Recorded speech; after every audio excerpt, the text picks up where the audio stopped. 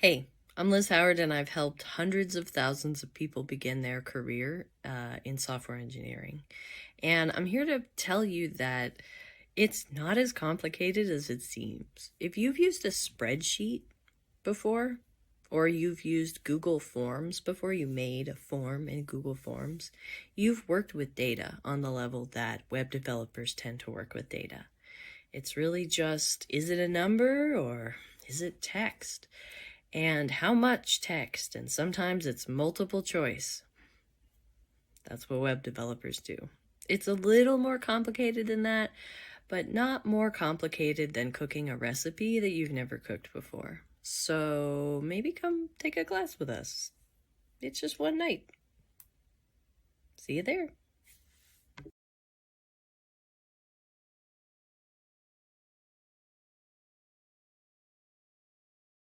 And CSS, and then we're going to move on to Q&A at the end.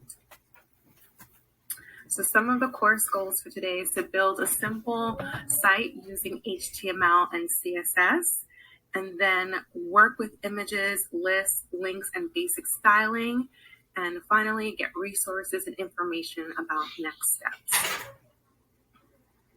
So let's discover HTML together.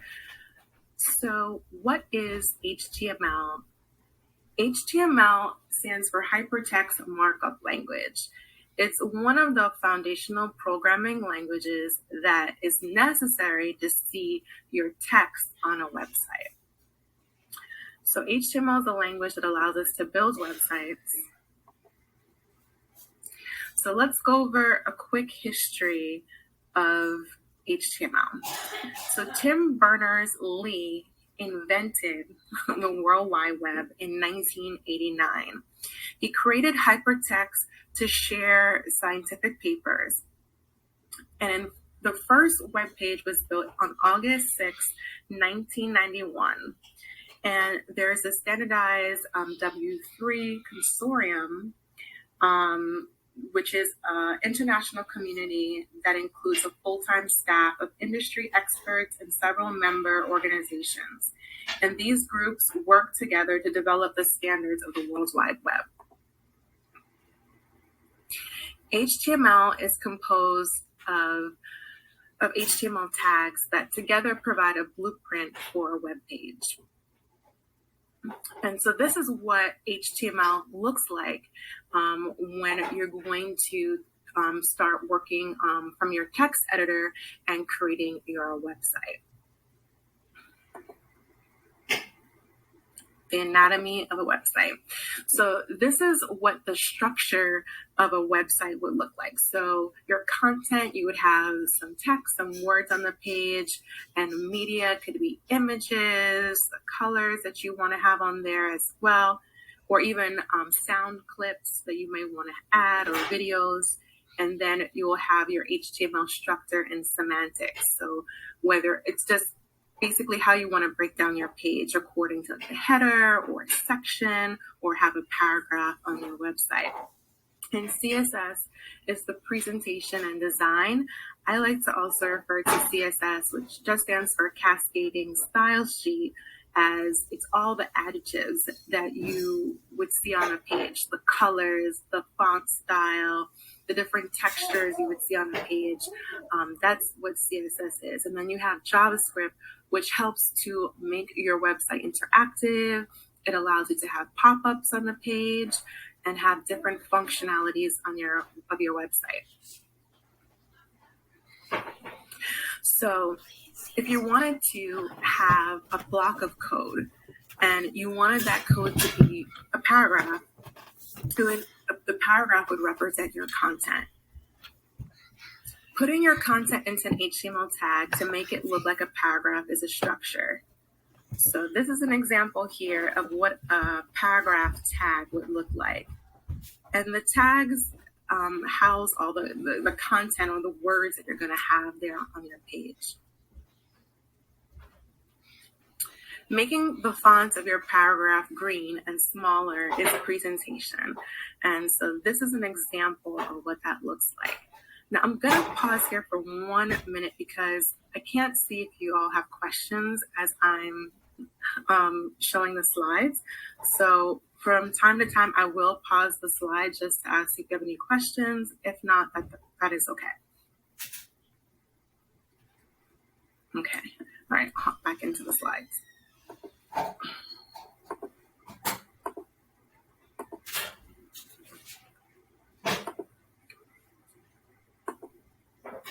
So basic tools that you would need to see what you're writing in your text editor in the browser, and then you would be writing your content in your text editor, and how to see that would be from your browser.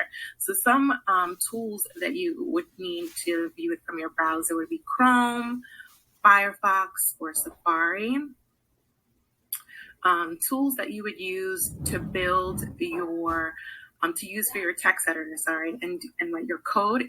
You can use tools such as Visual Studio Code, Atom, Sublime.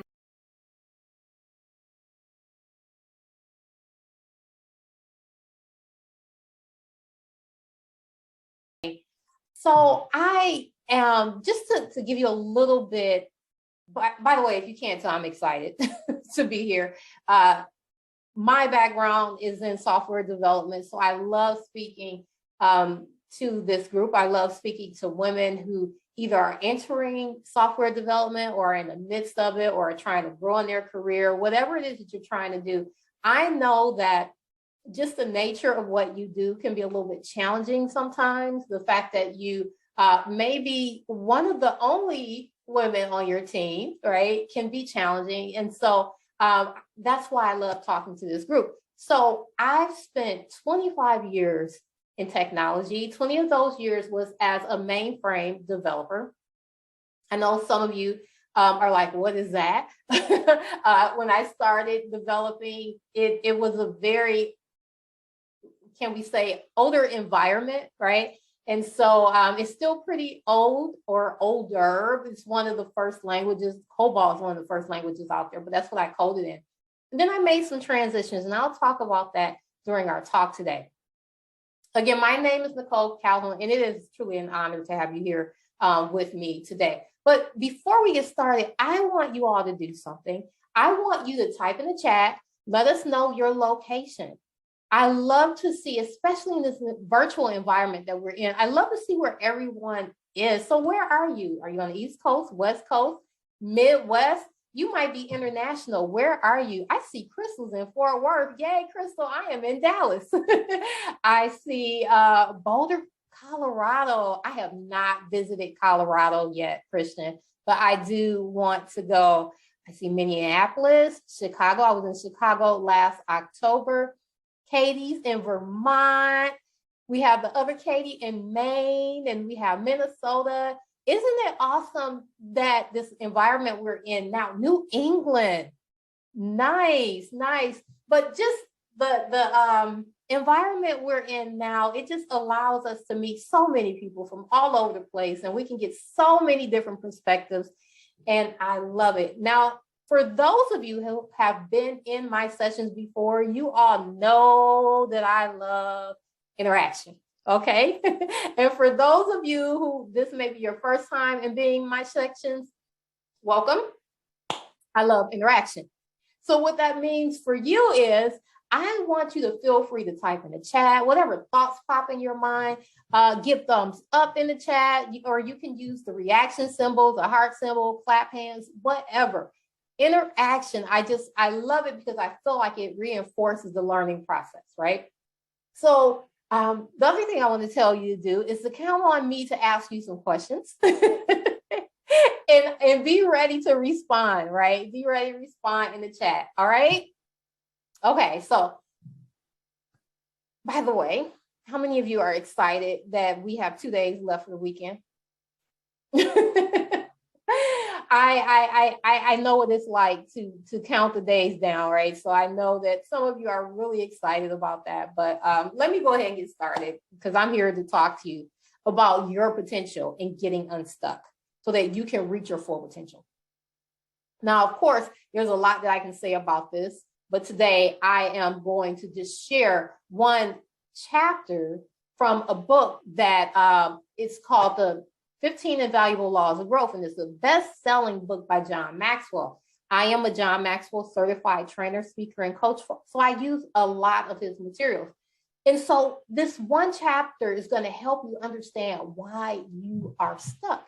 And then it's also going to help you understand how to get unstuck. Now, I love this subject because I found myself stuck years ago. I was doing the job that I've been doing for 20 years. I liked what I did, but I couldn't get rid of that feeling that there was more out there for me to do. And I suspect some of you feel the same way. Otherwise, you wouldn't be here, right? So what I did was I kept applying for new positions. I thought I just needed maybe a change in environment, but nothing was happening. And I found myself getting frustrated and burned out. So then something happened. I signed up for a weekly class series, and that I had no idea what it was going to do for me. I just went into it, I love the name of it. It was called Opportunities Knock, Take Charge of Your Career. And I thought, well, that's what I want to do. I want to take charge of my career.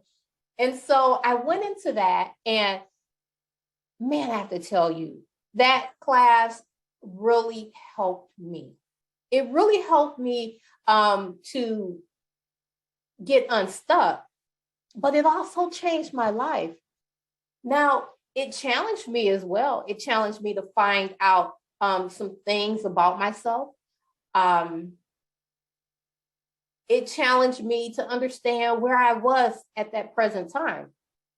Now, that may not be where you are, right? You may, one of the things it challenged me to do was to find out what that something was, right? Because at the time I didn't know what that something was that needed to go next, right?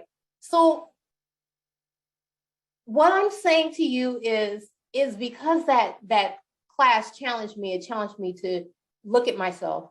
It challenged me to look at what I wanted to do and to actually do something about it, right? And because I did something about it, it helped me to move beyond where I was at that time. And what I did was I transitioned from software development into project management. And then eventually it led me to becoming the John Maxwell trainer and coach. So the information I'm going to share with you today, again, it's just the one chapter in a book of 15 chapters, but it's so much gold. And I promise you, you're going to leave here with some solid information that you can apply right away. Now, the premise of this book is that everyone has potential. Everyone, I don't care who you are. But in order to reach that potential, growth is required. Now, I saw Christian ask, what's the name of the book? It's called The 15 Invaluable Laws of Growth by John C. Maxwell. In order to reach your potential, growth is required. Hence the name of the book. So let's go ahead and get started. And I really want to dig into this with you and give you as much as I can. Now, for the sake of time and for the sake of Q&A, I only have about 40 minutes with you together. So I'm going to give you as much as I possibly can. But I know I've done this enough to know that some people are going to want more. You're like, that's all I get. I want more. So I'm going to share with you at the end. I'm going to leave a few minutes of how, if you want to dig into this, you can, all right, if that's of interest to you. So sometimes we get stuck.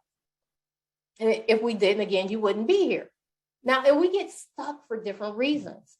Maybe you don't know what you want to do next, like I didn't. Maybe you don't know how to get started.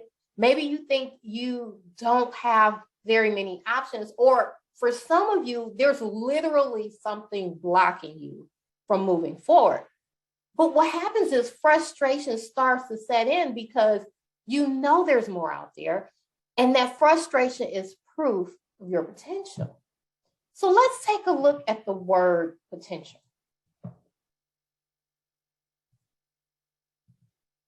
So potential means that there are possibilities that exist. It means that there is something or someone who is capable of developing something or what seems to be nothing into actuality, right? So the word potential equals possibilities.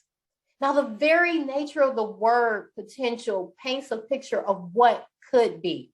And again, potential, we all have potential. Everyone does. But reaching our full potential, guess what? It's up to each of us. And we choose how far we want to go. But failing to reach our potential causes frustration, it causes a lack of motivation, and ultimately it causes unhappiness. And of course, we all want to be happy, right? Now, if we all want to be happy, then why is it that not everyone or most people fail to reach their potential? Why do we get stuck? Well, because reaching our potential or getting unstuck requires growth. And that growth is up to us. Now, I want you to do something. I want you to take a few minutes and think about your possibilities, right? Where do you want to go next in life? Now, this can be career-wise, it can be entrepreneurship, writing a book, obtaining a patent, anything. It can be anything, right? Anything that you dreamt of doing. What are your possibilities? I want you to take a few seconds to think about that.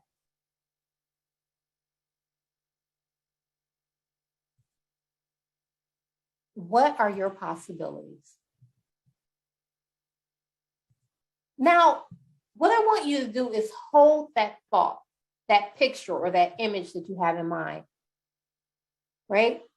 Because that picture in mind is the very basic form of your potential because it's still in your mind. So it's like a seed, right? It's like a seed that you would plant in the ground. Now I want you to consider what happens to a seed. It's planted, it's cultivated and nourished, and then it begins to grow and bloom until it reaches its full potential. Then we're able to enjoy the results. But what happens if it's not planted? Well, it remains a seed and it's stuck in seed form. Now, all of the possibilities of what the seed could be will remain trapped inside of the seed. And everything in life is like this. In order to reach full potential, growth is required.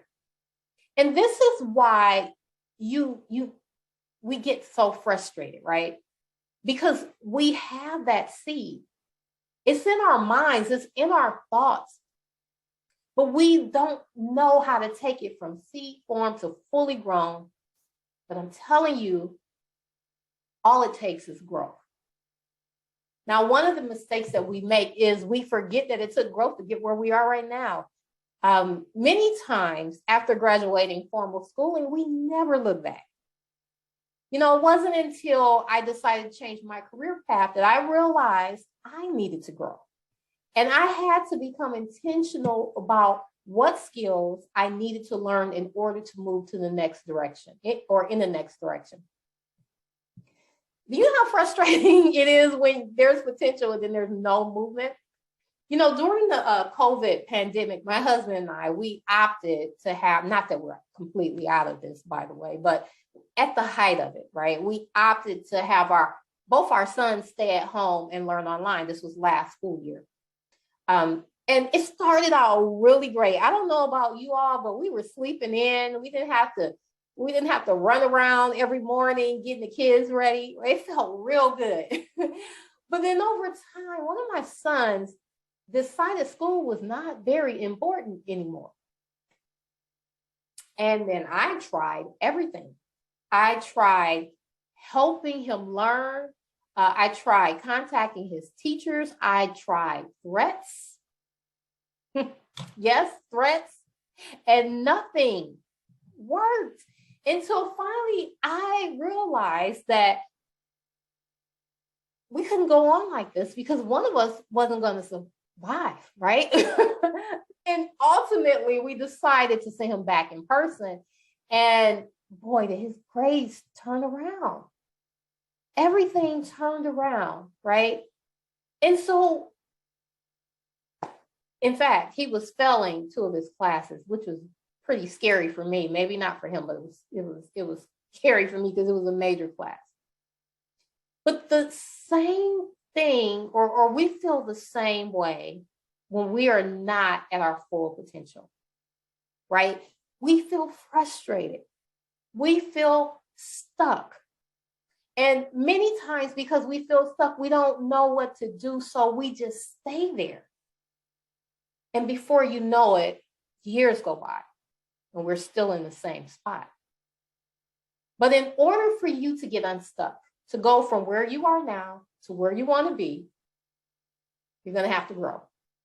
And you're going to have to become intentional about your growth. All right. So I'm going to repeat that again. You're going to have to become intentional about your growth.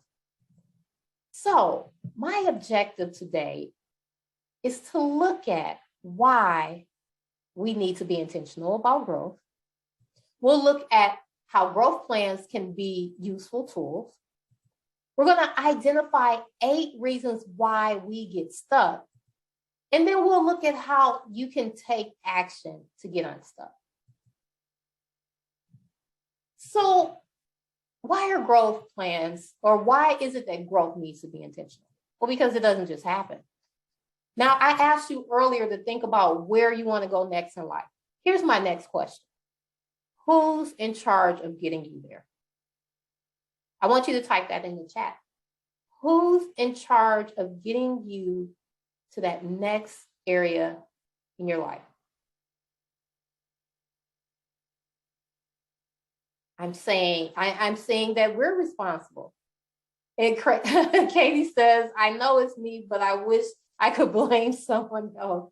Don't we all, Katie? But yes, we know it's our responsibility. But then here's my next question to you. Do we actually live out that reality? We know it's our responsibility, but is that what we're living out? Right? Is that what we're living out? Now, something that I've learned is that hard work is not a guarantee that you're going to reach your goals. It's unfortunate. There may have been a time years ago, right, when hard work did mean that you were going to move along in your career. But it doesn't necessarily happen like that anymore. It requires strategy, which means planning, which means understanding exactly what it takes to reach your goals. We can't just allow ourselves to just kind of go by the waves and the wind and end up where we expect to be, right? So to grow in the area of your goals, growth must be targeted. It cannot be random. And yes, growth requires work. It does. It requires work, but it pays off. Now let's look at why growth plans are important. Why are growth plans important? Well, because personal growth is not a natural process in most of our lives. Yet we assume it's going to happen. Now, remember I asked you who's responsible for getting you to that next step. Unfortunately, I made the mistake early on thinking that my managers would notice my potential and point me in the right direction. I had some that did that. And so I expected all of them to do it. But you know what happened? They didn't do it. And it wasn't their responsibility, but I became really frustrated with them, right?